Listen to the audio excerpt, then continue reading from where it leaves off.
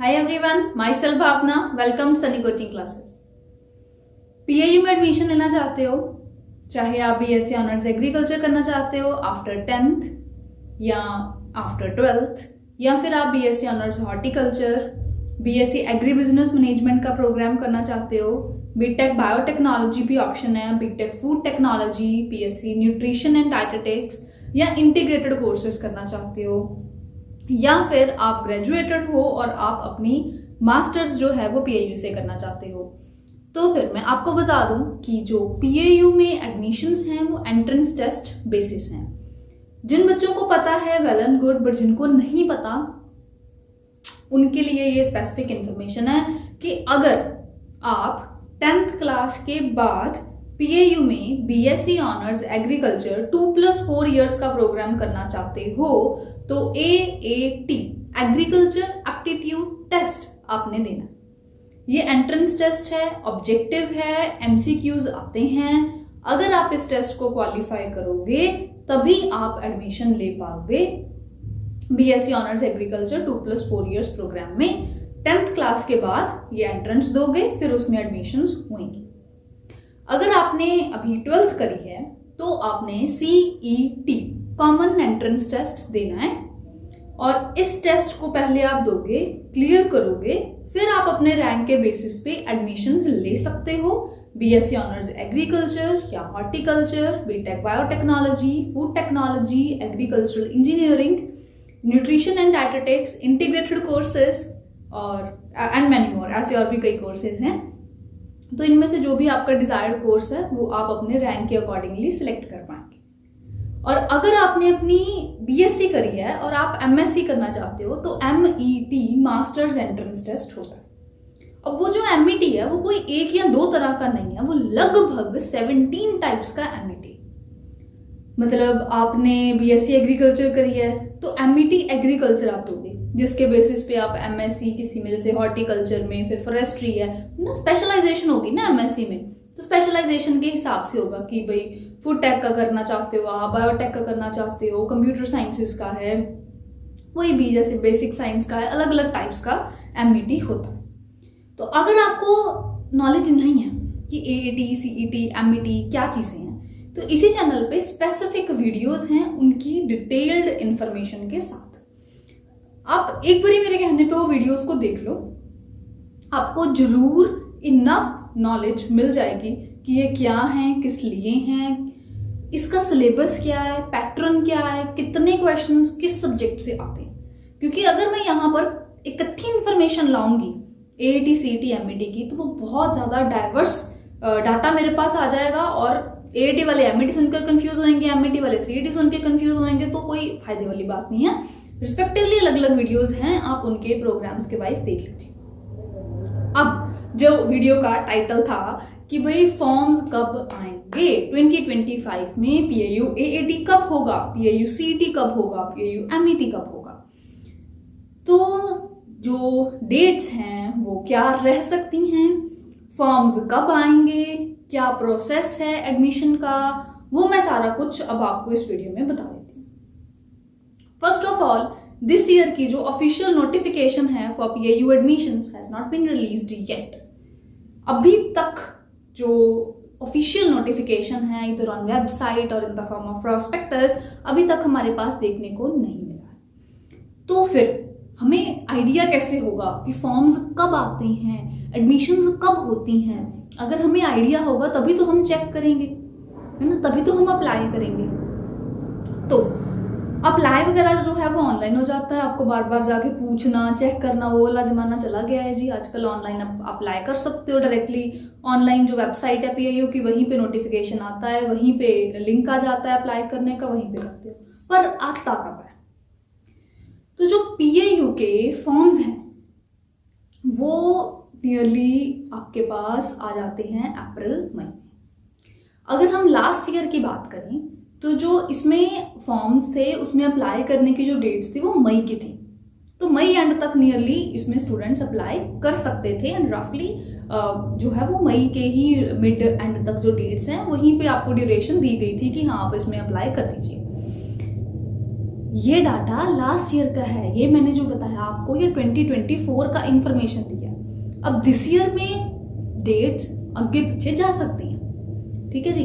मैंने आपको एक रफ आइडिया दिया है जो प्रीवियस नॉलेज है उसके बेसिस पे कि मई में जो फॉर्म्स हैं वो पीएयू के आ जाती हैं सेम, एटी सीटी एमईटी तीनों के, क्योंकि अप्लाई करने के जो वो होते हैं ना लास्ट डेट वो सेम ही होती है।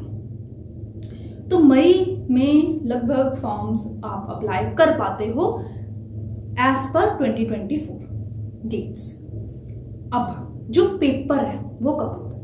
अब पेपर की डेट्स अलग अलग होंगी, तो अब अपने अपने नोट कीजिए। एएटी का जो पेपर था वो हुआ था जून एंड में, सीईटी का जो पेपर था वो भी हुआ था जून एंड में, और जो बीसेट का था वो भी जून में ही था लास्ट ईयर, और एमईटी का जो पेपर था वो था जुलाई एंड में, ठीक है जी। तो ऐसे हर साल जो डेट्स हैं वो वेरी करती हैं, तो नियरली अप्रैल या मई में फॉर्म्स आ जाते हैं और जून या जुलाई में पेपर हो जाते हैं।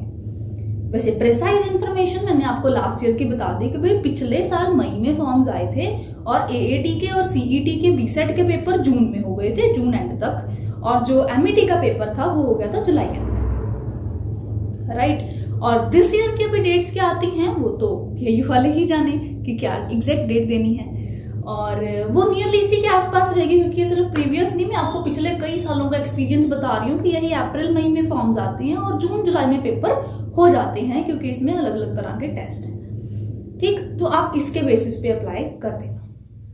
अब आप अपनी एलिजिबिलिटी चेक करना, पहले फॉर्म्स आएंगे, आप उसके प्रॉस्पेक्टस को ध्यान से पढ़ो, देखो लास्ट डेट्स क्या हैं, एलिजिबिलिटी क्या है, क्या आप उस एलिजिबिलिटी को फुलफिल करते हो, तब आप उसमें अप्लाई करना।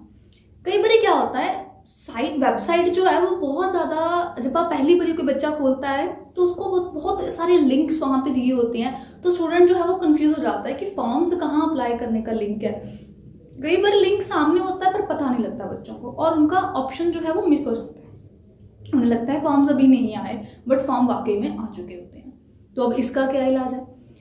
इसका इलाज ये है कि आप सनी कोचिंग क्लासेस इस चैनल को सब्सक्राइब करके रखो, क्योंकि जैसे ही फॉर्म्स आएंगे हम वैसे ही वीडियो बना के आपके लिए शेयर करेंगे कि फॉर्म्स आ गए, आप अप्लाई करो। और आप हमें सनी कोचिंग क्लासेस के इंस्टाग्राम एंड फेसबुक पेज को फॉलो कर सकते हो, क्योंकि वहां पर भी हम नोटिफिकेशन पोस्ट कर देते हैं। यहाँ पर यूट्यूब पे तो डिटेल्ड वीडियो आपको पोस्ट कर देते हैं कि ये आ गए फॉर्म्स, ये डेट्स हैं, और एलिजिबिलिटी वगैरह भी आपको सारी वहीं पे एक्सप्लेन कर देते हैं कि एटी वालों की एलिजिबिलिटी है, सीईटी की ये है, बीसेट की ये है, एमईटी कोर्सेज की एलिजिबिलिटी। तो आप इस चैनल को अगर सब्सक्राइब करते हो तो आपको पता लग जाएगा फॉर्म्स के बारे में भी, प्रॉस्पेक्टस भी, क्योंकि बहुत बड़ा होता है, मोर देन 100 पेजेस का प्रॉस्पेक्टस होता है। फिर उसमें से आपके जो काम की चीज़ है वो हम मेहनत करके आपको शॉर्टलिस्ट करके बता देते हैं। एटी वाले बच्चे सिर्फ वो एक वीडियो देखेंगे एटी की और उन्हें पूरा समझ आ जाएगा। ऐसे ही सीईटी की, बीसेट की और एमईटी का आपको एक एक वीडियो में हम बताते रहते हैं, क्योंकि वो मेहनत हम कर लेते हैं आपके लिए। आप बस सब्सक्राइब करने का काम कर लो, वही बहुत है। और इस वीडियो को लाइक करना मत भूलो, इस वीडियो को जरूर शेयर करो अपने फ्रेंड्स के साथ। चलो प्रोसेस समझ लो। सबसे पहले फॉर्म्स आ गए, आपको पता लग गया फॉर्म्स आ गए, आप फॉर्म फिल करोगे, राइट। फॉर्म फिल करने के बाद क्या होगा, एडमिट कार्ड रिलीज होगा। पेपर की जो डेट होगी उससे नियरली 1 वीक पहले वहीं पे ऑफिशियल वेबसाइट पे ही एडमिट कार्ड आ जाएगा। अच्छा, एक बात ध्यान रखना, जब आप फॉर्म अप्लाई करते हो तो वहां पर आपको एक एप्लीकेशन नंबर या यूआईडी नंबर कुछ दिया जाता है, उसको संभाल के रखना। मोस्टली बच्चे क्या करते हैं, फॉर्म अप्लाई कर दिया और भूल जाते हैं, ठीक है। उन्होंने जो आपको नंबर एक वहां पे शो होता है वो आप ध्यान नहीं देते, कहीं भी इधर उधर सेव कर देते हो या कहीं नहीं भी सेव करते, और फिर जब आपने एडमिट कार्ड डाउनलोड करना है फिर वो भूल जाते हैं कि वो नंबर क्या था, क्योंकि वहां पे उन्हें फिल करना होता है, ठीक। तो संभाल के रखना अपना अपना नंबर। फॉर्म फिल करके जो लास्ट जहां पे आएगा ना कि सबमिटेड हो गया सक्सेसफुली, तो उसका प्रिंट आउट लेके रख लेना, एक जगह पे संभाल के रखना, चाहे फोन में या जहां पर मर्जी सेव करके रख लेना। फिर वो जो नंबर होगा वो आप एंटर करोगे, डेट ऑफ बर्थ वगैरह आई थिंक एंटर करनी होती है, तो वो एंटर करके आपका एडमिट कार्ड डाउनलोड हो जाता है। फिर वहां पे आपको एग्जाम हॉल दिया होगा कि जी यहाँ पर आपका सेंटर बना है। पहले तो पीआईयू में ही बनता था, बट अब लास्ट ईयर में क्या हुआ कि एप्लीकेंट्स क्योंकि बहुत ज्यादा हो गए थे, तो फिर सेंटर जो है वो अलग अलग जगह पे बने। जैसे लुधियाना में कुछ स्कूल्स थे अलग अलग जगह पे जहाँ पे इनके सेंटर बने, यूनिवर्सिटी में भी बने और बाहर भी बने, एप्लीकेंट्स ज्यादा। तो इसका मतलब क्या है, कंपटीशन ज़्यादा। अब वैसे भी आजकल क्या है, पिछले 1-2 सालों से जो फॉरेन जाने का क्रेज था वो कम हो गया, क्योंकि वहाँ की सिचुएशन इतनी वर्स हो चुकी है कि वहाँ पे रहना, स्पेशली जो +2 करके बच्चे जा रहे थे उनके लिए वहाँ पे रहना, सरवाइव करना, जॉब्स को ढूंढना इतना मुश्किल है, क्योंकि इतने बच्चे वहाँ पे ऑलरेडी रह रहे हैं और कुछ तो इतने मजबूरियों में फंस चुके हैं, ना तो वापस आ पा रहे हैं ना वहीं पे रह पा रहे हैं। तो उनको देख के चलो कुछ बच्चों को तो ये समझ आ गई कि हाँ भाई हमें नहीं जाना चाहिए, क्योंकि जो गए भी हुए थे बच्चे, बहुत सारे बच्चों ने रिटर्न की टिकट करवा ली और वापस आ गए। तो इस सिचुएशन को ध्यान में रखते हुए जो कंक्लूजन है वो ये है कि कंपटीशन बढ़ गया। ठीक है, तो कंपटीशन बढ़ गया। लास्ट ईयर भी जैसे कहीं तो बहुत एप्लीकेंट्स थे, बहुत कंपटीशन था, कोई भी सीट्स कहीं पर भी किसी भी कोर्स, कोई ऐसे कोर्स जिसमें मोस्टली बच्चे जाना नहीं पसंद करते, ऐसे कोर्सेज में भी सीट्स फिल्ड गई हैं। मतलब ये हैरान थे, यूनिवर्सिटी ने वहाँ पे रिलीज भी किया था एक नोटिफिकेशन कि दिस ईयर हमारे पास इतने एप्लीकेंट्स आए हैं और सारी सीट्स रिजर्व हुई हैं। ये देख के लग रहा है कि बच्चों को अब समझ आ गई है और उन्होंने बाहर जाने का जो भूत था वो कह लो उतर चुका है। तो सच में ऐसा हुआ। तो अब दिस ईयर और होगा, क्योंकि अब तो सिचुएशन और बड़ी हो गई है और ज़्यादा हर साल कंपटीशन और बढ़ रहा है। तो इसके लिए चलो आपने एडमिट कार्ड पे अप्लाई कर, आ गया आपके पास एडमिट कार्ड, फिर एग्जाम डेट आ गई। एग्जाम डेट में जो भी जहाँ भी सेंटर होगा आप वहाँ पे जाओगे, पेपर दोगे, फिर रिजल्ट आएगा। फिर आपका जो रोल नंबर है उसको आप याद रखना, एडमिट कार्ड पे जो लिखा होगा वो रोल नंबर आप वहाँ पे फिल करोगे तो आपको एक रैंक अलॉट हो जाएगा। फिर वो रैंक के बेसिस पे आपको एडमिशन्स मिलेंगी, राइट। तो ये प्रोसेस है एडमिशन का। फिर वो रैंक के जो भी आपको मिलेगा वो आप और अपनी सारे डॉक्यूमेंट्स, फीस, ये सब काउंसलिंग डे पे लेके जाओगे। वहाँ पे सब डॉक्यूमेंट वेरिफिकेशन होगा, फीस सबमिट होगी एंड देन आपकी एडमिशन हो जाएगी। कंग्रेचुलेशंस, आप ये यूके स्टूडेंट बन चुके हो। So this is the process of admission. अब सारी बातें सही हैं, फॉर्म अप्लाई करना कोई बड़ी बात नहीं है, पेपर देने जाना कोई बड़ी बात नहीं है, रिजल्ट चेक करना, एडमिट कार्ड डाउनलोड करना कोई बड़ी बात नहीं है। सबसे बड़ी बात क्या है? पेपर क्लियर करना। क्योंकि बाकी सारी बातें तो कोई कैफे वाला भी कर देगा, बच्चों के पेरेंट्स भी कर देंगे, सिबलिंग्स भी कर देंगे। अप्लाई करने में क्या जा रहा है? डॉक्यूमेंट्स पड़े हैं, अप्लाई कर देना है। एडमिट कार्ड आ गया, एंटर किया, डाउनलोड कर लिया, रिजल्ट आ गया, चेक कर लिया, बता दिया। बट इन सब में से जो एक चीज जिसपे बच्चे की मेहनत होनी है वो है पढ़ाई। क्योंकि अगर बच्चा सही ढंग से पढ़ेगा तभी तो वो एंट्रेंस को क्लियर कर पाएगा। और जैसे मैं कह रही हूँ कंपटीशन तो बढ़ रहा है, राइट। तो कंपटीशन अगर बढ़ रहा है, सीट्स तो उतनी है, गवर्नमेंट ये तो है नहीं कि भाई सीट्स बढ़ा देगी, सीट्स तो सेम ही है, उतनी ही सीट्स हैं ना हर एक कोर्सेज में। मैं कोई नाम नहीं ले रही क्योंकि हर एक कोर्स की अलग अलग सीट। अब आपका डिजायर्ड कोर्स कोई भी हो सकता है, तो सीट्स उतनी ही है। सीट्स के लिए जो आ रहे हैं बच्चे वो ज्यादा हो गए, तो क्या होगा? जो बेस्ट स्कोर लेके आएगा उसी को तो प्रायोरिटी मिलेगी, और किसको मिलेगी? और कोई हमारे पास पैटर्न तो है नहीं कि हम कहें कि भाई इसके बोर्ड्स के नंबर बड़े हैं, एंट्रेंस इसने नहीं दिया चलो इसको एडमिशन दे लो, कि हम कुछ ऐसा देख के नंबर कैसे मिलेगा? एडमिशन किससे मिलेगी? जिसके नंबर ज्यादा होंगे, जिसका रैंक अच्छा होगा। तो अब वो तभी अच्छा आएगा अगर आप मेहनत करोगे, राइट। तो सीईटी जो टेस्ट है या जो एएटी है, बीसेट है, एमईटी है, वो हर एक डिफाइंड पोर्शन है जिसमें से पूछा जाता है।